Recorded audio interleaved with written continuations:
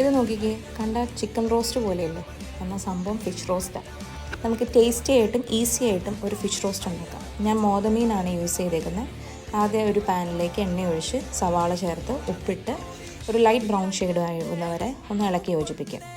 അതിലേക്ക് 1 table spoon Kashmiri ചില്ലിപ്പൊടിയും കുറച്ച് മഞ്ഞൾപ്പൊടിയും ചേർത്ത് പച്ചമണം മാറുന്നവരെ ഇളക്കുക. അതിലേക്ക് ഒരു തക്കാളി അരിഞ്ഞതും ചേർത്ത് കുറച്ച് ഫിഷ് കറി മസാലയും ഗരം മസാലയും 1/4 കപ്പ് വെള്ളവും ചേർത്തിട്ട് നല്ലപോലെ വേവിക്കാൻ വേണ്ടി വയ്ക്കുക.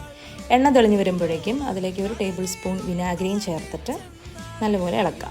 ഇനി അതിലേക്ക് നേരത്തെ മാരിനേറ്റ് ചെയ്ത് വെച്ചിരിക്കുന്ന മോതമീൻ്റെ കഷ്ണങ്ങൾ, ഉപ്പും മഞ്ഞളും ജിഞ്ചർ ഗാർലിക് പേസ്റ്റും മുളക് പൊടിയും ചേർത്ത് മാരിനേറ്റ് ചെയ്തേക്കുന്നതും ചേർത്ത് ആവശ്യത്തിന് കറിവേപ്പിലയും ചേർത്ത് മീൻ വേവാനായിട്ട് മൂടി വയ്ക്കാം.